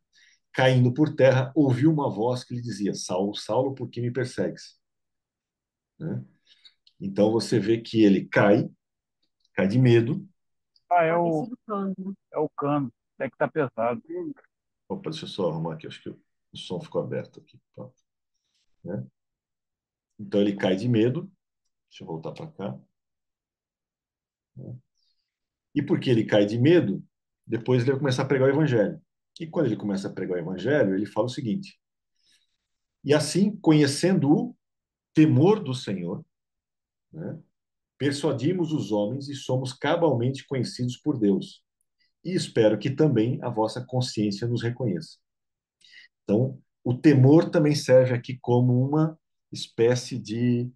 Opa, deixa eu voltar aqui. Uma espécie de estímulo para Paulo pregar.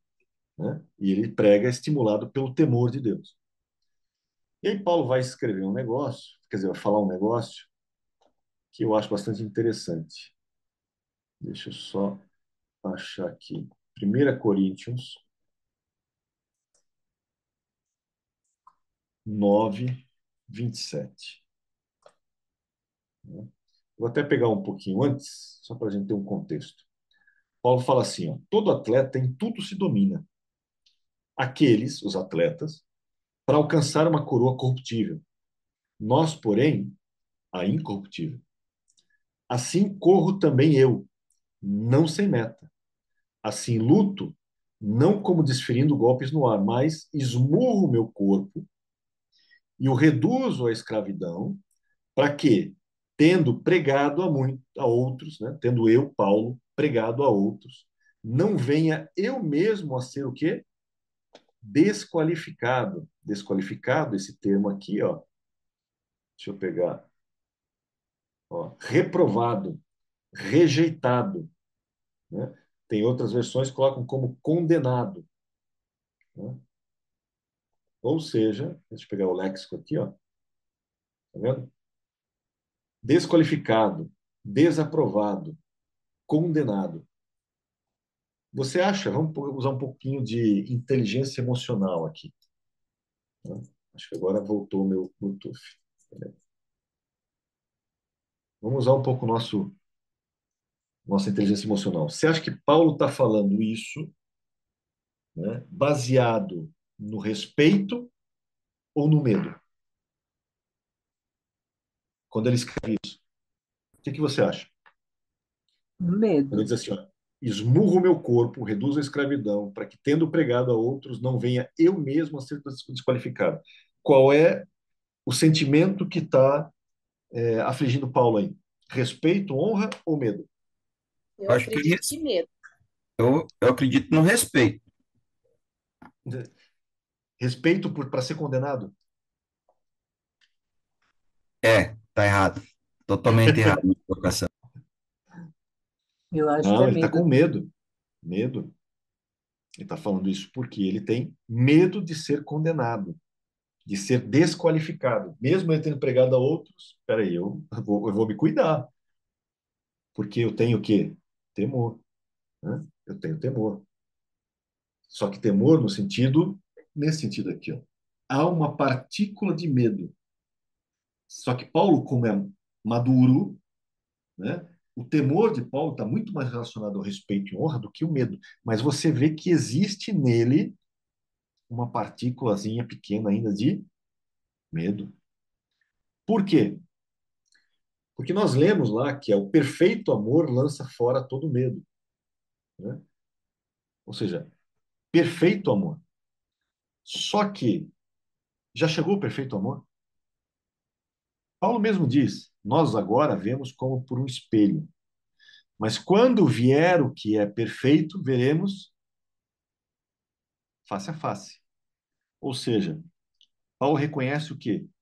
Que mesmo nesse ambiente que nós vivemos hoje, por mais que você busque a perfeição, né, ela sempre vai estar como se tivesse um passo além de você.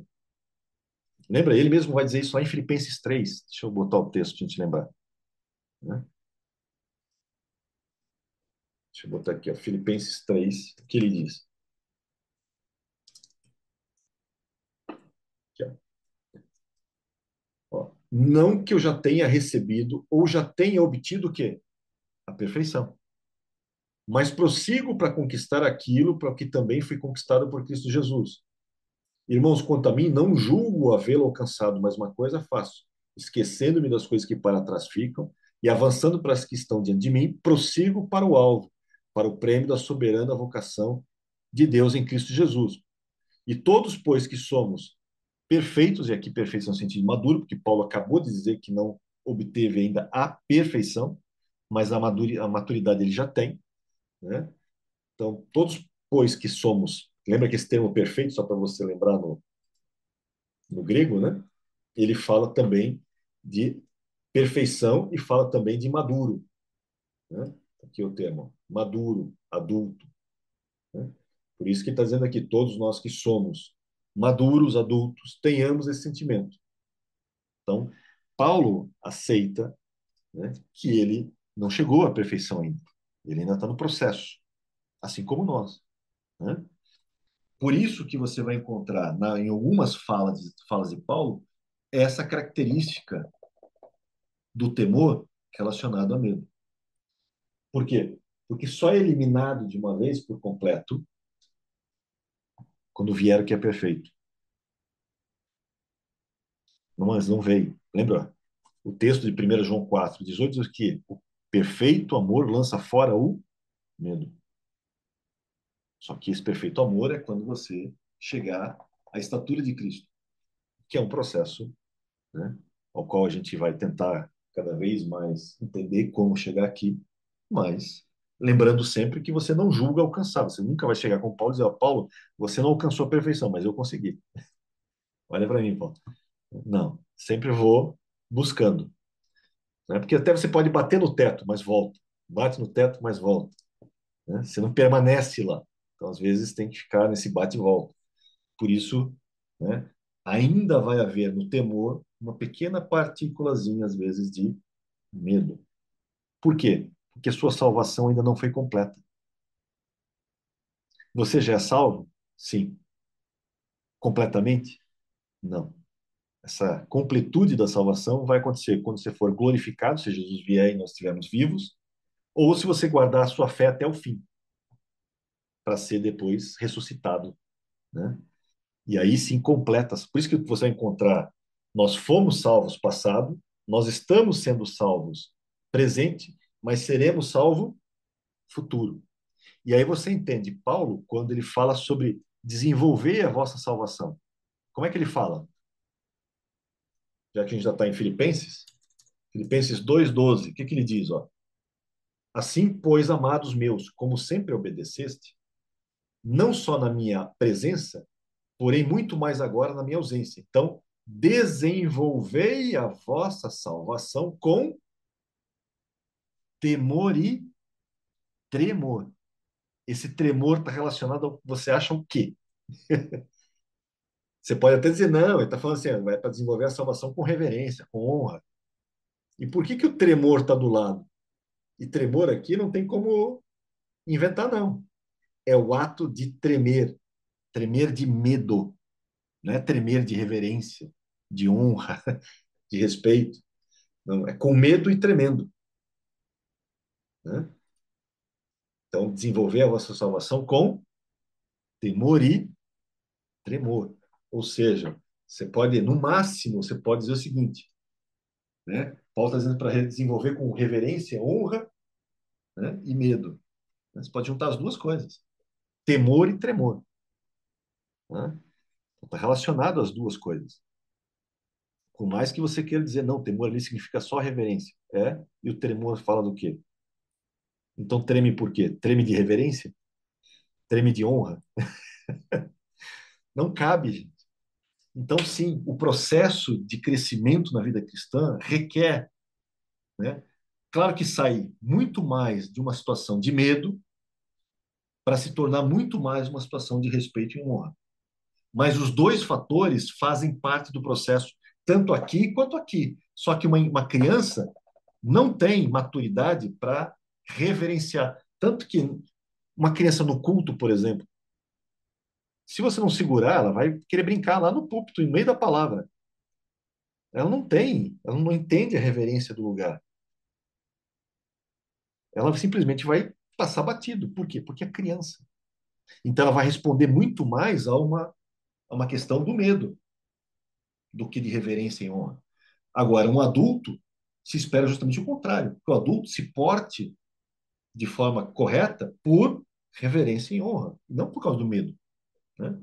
É como o Alexandre falou, você vai se comportar na frente do seu pai, depois de adulto, porque você respeita, você reverencia, você honra o seu pai e sua mãe. Não porque você tenha medo deles, né? Mas quando você é criança, é muito mais por medo do que por reverência e honra. Percebem, gente? Ficou claro isso até aqui? Eu acho que alguém levantou a mão e eu acabei passando batido. Não lembro quem foi. Alguém lembra quem foi? Fui eu, mas eu já entendi. Obrigada. Ah, tá. Tá bom. Tá? Então, esses aspectos são fundamentais para você lembrar. E uma coisa curiosa sobre o termo no hebraico, tá? Eu não acabei a questão do temor ainda. Tem mais uns tópicos que eu quero falar, mas acho que hoje não vai dar. Né? O Fábio colocou aqui, só não fala isso para os calvinistas. O desenvolver a salvação com tremor e temor, né? Eu entendo você. Deixa eu mostrar aqui no hebraico de novo. Deixa eu pegar aquele texto famoso de Provérbios 1:7. Eu acho que vou pegar dele, né? Deixa eu mostrar para vocês.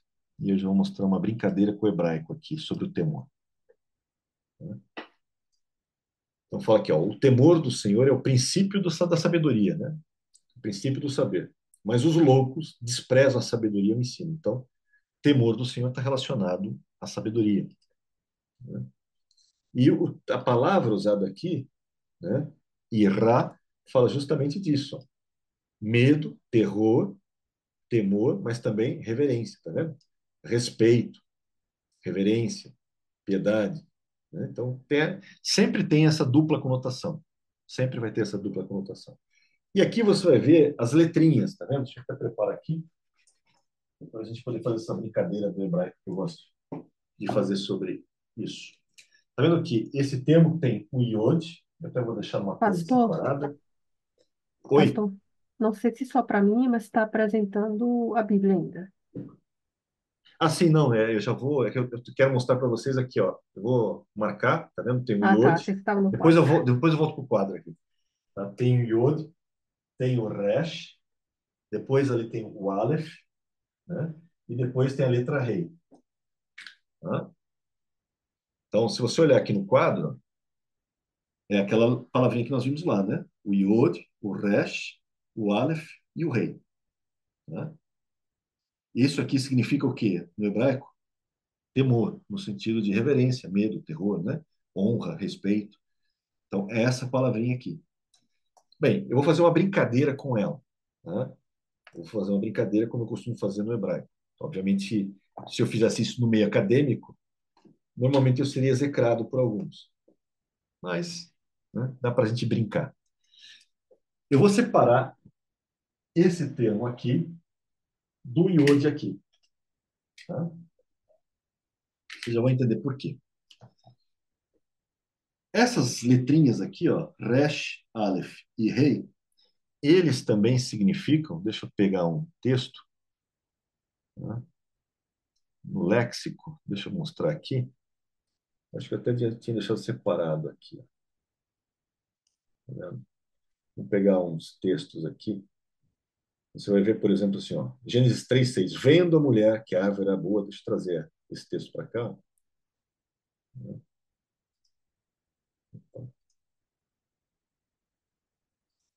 Vamos lá. Gênesis 3:6. Vendo a mulher que a árvore era boa para se comer, agradável aos olhos. Então, esse termo para ver aqui no hebraico, né, ele vem dessa raiz, ó, ra. Deixa eu mostrar aqui, ó. Ra, que significa ver, perceber com a visão. Tá? Ver, examinar, inspecionar, perceber, considerar. Né? Então, está relacionado à visão, ok? Ao verbo ver. Então, isso aqui está relacionado ao verbo ver, fala de visão. Tá? Quando eu boto um iode na frente de um verbo, por exemplo, tá? Quando eu boto iode, eu posso também brincar o seguinte, porque iode pode ser prefixo para o nome ele. Então, na minha brincadeira, o termo para temor significa o seguinte, para você sempre lembrar que ele, Deus, ele sempre vê.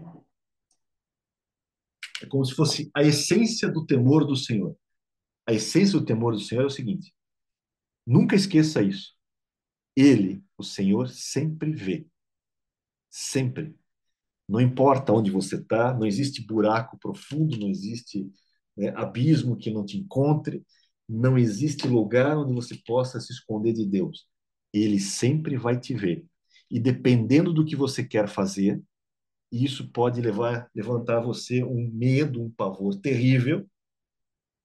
E um medo nessa situação, se você tiver, pode manter a sua santidade.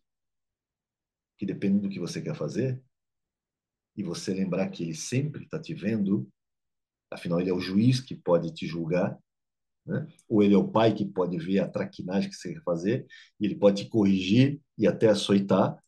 Então, às vezes, né, o medo pode livrar você de uma situação onde tiraria de você a santidade. Então, sempre que você lembrar que ele vê, você vai buscar não fazer a bobagem que você ia fazer, né? Porque você nunca está sozinho. Deus sempre está com você. Isso pode ser terrível em determinadas situações, mas pode ser altamente reconfortante em outras. Então, né, dependendo da situação ou do que você vai fazer, nunca esqueça disso. A essência do temor está relacionado a isso. Ele sempre vê. Você nunca está sozinho. Nunca. Né? Tudo bem até aí? Perguntas? Eu tenho mais coisas para falar, mas hoje não vai dar tempo. Tem mais coisas sobre o temor, algumas até bem sérias, por sinal. Depois eu quero mostrar para vocês algumas estatísticas do mundo cristão de hoje, que são assustadoras, tá? Assustadoras. Tem uma que eu já compartilhei com vocês já conhecem, pelo menos eu já falei muitas vezes nas minhas lives da Quinta Escatológica, né? Tem uma estatística terrível que fala que mais de 50%, acho que é 50,18%, não me lembro agora, mas eu, né, na aula que vem o resgato, mais 50% dos pastores nunca leram a Bíblia toda ao menos uma vez. O que já explica muito do que a gente vê, né, sobre o que a gente acabou de discutir. Já explica boa parte disso. Mas é uma estatística terrível. Mas tem coisa pior. Né? Coisa pior, mas a gente vai ver na aula que vem, porque daí eu já junto com as outras coisas que eu quero abordar, senão não vai dar tempo. E tudo isso relacionado não somente ao temor, mas à questão da santidade, que a gente vai, né, falar um pouco sobre a questão da santidade, porque ela é fundamental, está relacionada. Né? Eu aperfeiçoo a minha santidade por meio do temor do Senhor. Né? E lembra que nós lemos isso em Coríntios, que fala de purificar tanto da carne quanto do espírito. Lembra disso, né? Então, ó, 2 Coríntios 7, deixa eu tirar aqui. 2 Coríntios 7 fala justamente isso. Purifiquemo-nos. Quem que é o sujeito desse verbo aqui? Ó? Vamos lá, português básico. Quem é o sujeito do verbo aqui, purifiquemo-nos? Nós. Nossa. Nós, que fala Paulo e a igreja de Corinto, que é Paulo quem está escrevendo para a igreja de Corinto. Paulo está se incluindo no texto. Então, ele está dizendo, nós nos purifiquemos. Ou seja, não é uma ação que ele está dizendo agora para o Espírito Santo. Não que o Espírito Santo não purifique você.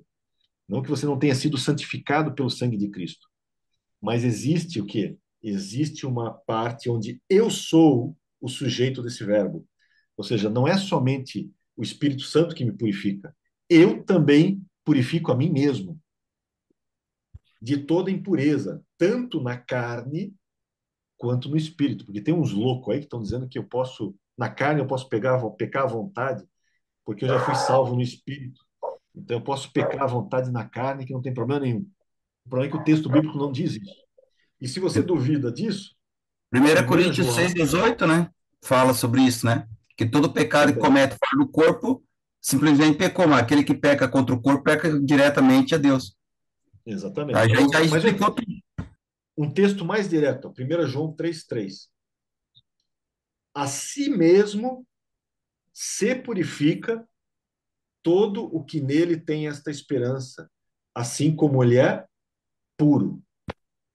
Ou seja, não precisa nem, né? O próprio termo na construção gramatical já deixa claro o seguinte, que é um trabalho também meu. Por isso que o texto diz, a si mesmo se purifica todo que nele, em Deus, tem essa esperança, assim como ele é puro. Né? Então, Não é uma ação única, exclusiva do Espírito Santo, como muita gente acha. Ah, não, o Espírito Santo vai fazer tudo sozinho. Lembra? De Deus somos cooperadores. É claro que o Espírito Santo me purifica, né?